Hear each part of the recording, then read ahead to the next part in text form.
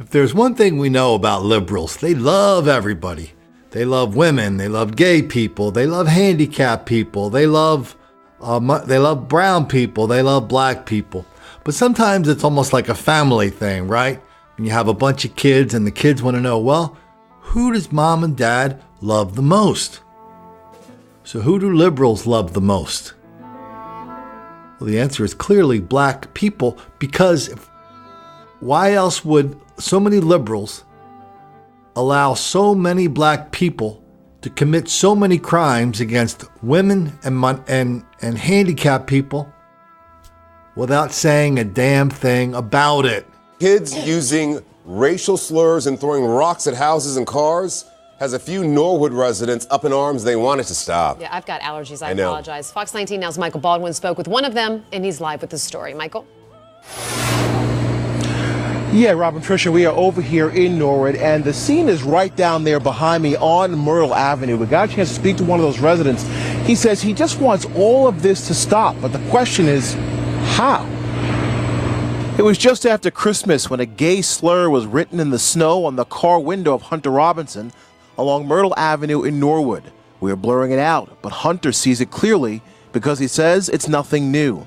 Yeah, we get cracker, whitey, white stuff like that.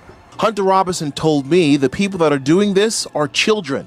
He snapped this photo today, but because he told me their ages range from 8 to 12, we are not showing their faces. They're about 3 to 4 kids. He shot this video of the preteens throwing rocks, he said, at homes and cars. Again, because of the age, we would not be able to show you, but he told me he wants this to stop. Like our next door neighbor, he comes out and there's footprints on his cars, and they're pretty nice cars. He has a Jaguar, a Mercedes. They're antiques, and they... Why don't you don't want to confront them? You're afraid to confront them? Like, when we do, they just say, I do what I want. And they call us white. Hunter said he has searched for the parents of the preteens, but so far has come up short.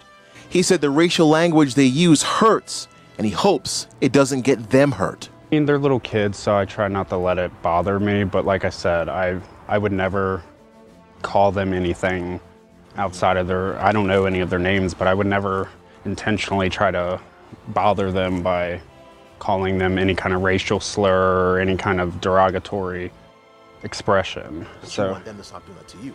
Yeah. Right. Because they, like I said, they can say that to some crazy white supremacist, and next thing you know, they're shot. All right, Hunter says that he has called the police. He said what they did was they came by, they had their lights going, but they never got out of their vehicle. He said the reason he's speaking out is because he's hoping that the young children, that their parents are watching this and they will do something about their kids. It's especially concerning because the victim says this is the second time it's happened to him, and he fears it may happen again. But they knocked me down, punched me, and grabbed me and everything. And I was bending like this, and he went boom, boom, boom, boom, boom, like that. Andy Banning just became another victim of a Stockton robbery. Took my phone, took my tablet, ripped my bag open. He had some time before work Monday and took his drone out for a spin. Only then, his brother-in-law says Andy became a target. It's particularly upsetting. Andy's, as you can tell, speaking to him, he's special needs. That's exactly what happened. One man followed Andy onto the bus. When he got off, a car full of men was waiting. He attacked me, he attacked me and punched me like I'm a little, punching bag. I tried to find him back, but he locked me in. Especially upsetting because Andy has a learning disability and feels he was hurt because of it. I am very scared. I still have emotions in my body. I'm so shaky every day. I can't focus at school. His brother-in-law says, sadly, it's happened before. The first time the person was able to kind of con Andy out of the phone. Andy hopes the suspects pay for what they've done and return his belongings. I work real hard. I save my money up for things that I need and I don't need. Police weren't able to catch the suspects, and until they're caught, Andy says he won't be taking any more detours in fear of this happening again. Not fair to me or anybody in Stockton or anyone in the universe. They should all have their rights. special needs who died after being punched. According to police documents, cell phone video showed a group of juveniles harassing the victim, 25-year-old Oscar Cherry. The children were throwing rocks and sticks at him at Girard Park on Monday, but police say the video did not show Jerry getting punched.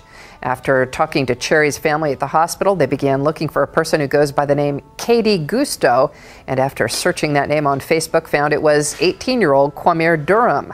Police went to Durham's home, where they say he admitted hitting Cherry, but said he only did it because the kids told him Cherry hit them. Cherry fell and hit his head after being punched and later died at the hospital. Now Durham faces criminal homicide charges. And friends and family have been stopping by this park all afternoon, adding candles to a memorial they put up for Oscar Cherry, who they told me would not hurt a fly.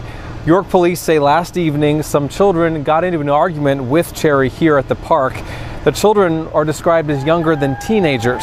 Police say the kids brought an 18-year-old into the mix named Cumia Durham, who then punched Cherry in the head. Cherry was hit so hard he died here, was revived in an ambulance, then declared clinically dead this morning at the hospital. His family told me that Cherry has special needs and he overcame the odds to graduate college when he turned 21. He lived with spina bifida and other conditions that slowed his development. This afternoon, police announced the arrest of Cumia Durham. He's the one accused of punching Cherry in the head. He's 18-year-old and now charged with homicide. You know, here's a weird case that we've done a lot of stories on this, black on Jewish violence up in Brooklyn. Enormous amount, wildly out of proportion. But here's the weird thing. Jewish people are Democrats by 60, 78. I mean, they vote Democrats 60, 70 some percent. So they're into the minorities, but the minorities are not into them because they never say a word when there's an enormous amount of black on Jewish hostility and violence. I mean, we have to at least nod our head to City Council member Lori Cumbo. There was a whole mess of violence, black on Jewish violence in Brooklyn 2 years ago. And it got so bad, even the papers couldn't ignore it that much longer. Lori Cumbo came out on her Facebook page and said, hey, you know, really sorry all these Jewish people are getting beat up, but I'll tell you what's happening. Black people are upset that Jewish people don't share their success. That's why there's so much black on Jewish violence, don't you know? How about over here in Delaware County, right up the road from good old Wilmington, Delaware. Cops in Delaware County said, oh, you know what? I think after 8 years of large-scale black mob violence, black criminality, wildly out of proportion, black people following Asian people home from casinos and robbing them, all this stuff on video, I think we're not going to take it anymore. Yeah, we're going to get tough. Does anybody else besides me laugh when we hear these tin pot politicians talk about getting tough on black crime, but as soon as they're confronted with it, they just run away, tail twixt leg, muttering about midnight basketball? Used to be funny. Now it's pathetic. I love being able to use this trail. I don't want people to feel scared to be here. Now at 6, safety concerns on the Schuylkill River Trail. Tonight, a renewed call to action after a runner says she was groped. And this is not the first time there have been issues along the popular running route. Good evening, I'm Jessica Dean. And I'm Nicole Brewer in for UP Washington. Eyewitness News reporter Anita O is live along that trail tonight with more. Anita?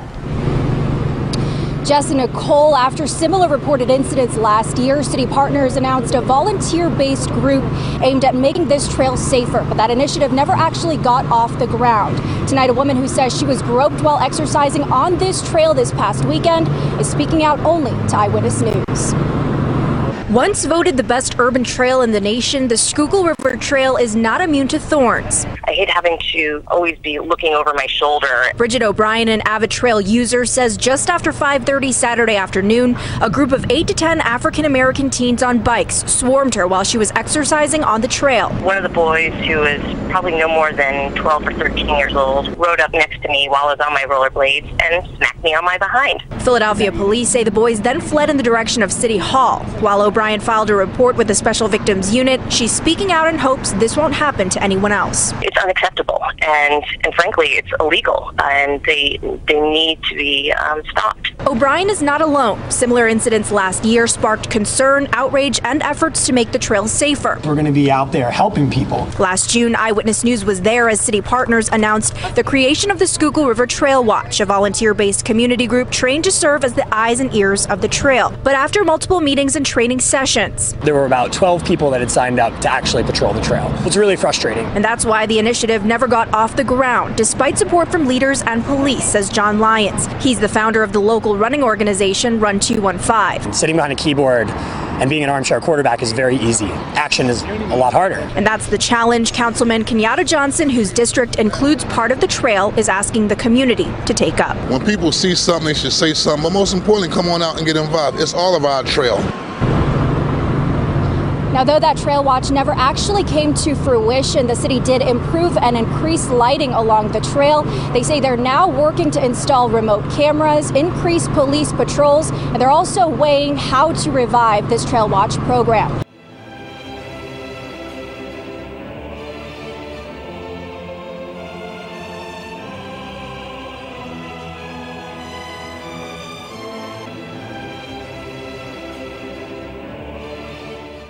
News 4 is tracking crime in West St. Louis County. Tonight, police in Town and Country want your help finding a group of people targeting older women at grocery stores. The investigators say 2 members of the group distract the victims while others steal the victim's wallet. This has happened numerous times over the past week in Town and Country and surrounding communities. So we have black people attacking handicapped people and killing them. It's not the first one we've seen. There's 2 on this video. You know, in every neighborhood, I think, maybe a little bit, maybe back in the day, a little bit more than today. In every neighborhood, there was always, at least in my neighborhood, there was always one guy. His name was Sonny. Sonny was a little bit bigger than us. Maybe he was a little bit older than us, but he had a Forrest Gump quality about him, which I think is maybe what this handicapped guy had going for him too. Everybody liked Sonny. We all knew there was something wrong. Nobody threw rocks at him. Nobody taunted him. It was like we'd see Sonny, we'd say, "Hey, Sonny, how's it going?" You know, we all went to high school, and my friends and I, we all went to high school, and on and on, and so a lot of us didn't see each other for a long time. So this is like 30 years since we saw Sonny. And some of my buddies and I who knew Sonny from grade school, mostly at the park. We were just accidentally almost got together for lunch, or about 5 of us. Then Sonny rolled in. I don't know how he knew we were there. I don't think he did, but we just saw him by accident. Sonny looked at us, and it was like he picked up on exactly who we were the last time he saw us. He remembered all of our nicknames. It was like nothing had changed for Sonny. It takes a special kind of predator to prey on a person like Sonny, which is what this guy was, and which we've documented here an enormous number of times, black on handicap violence. I don't know how long this identity politics thing for the Democrats can go on when you have one member of your little identity club abusing the other members. I mean, how long are the other members just going to sit there and go, "Oh yeah, we don't care if you abuse women because you're a victim of white racism. We don't care that you kill handicapped people because you're a victim of white racism. We don't care that crime in Delaware County is wildly out of proportion because all you angels are victims of white racism." How long can that go on? We don't care that you throw rocks at gay people because everybody knows black people are relentless victims of relentless white racism all the time, everywhere. That explains everything. That's why you throw rocks at gay people. And that's why the gay people don't say a damn thing about it. Because everybody, the women, gays, the handicapped advocates, all the rest of these clowns, part of this Democratic identity drum circle, they're all just afraid of making the black kids angry.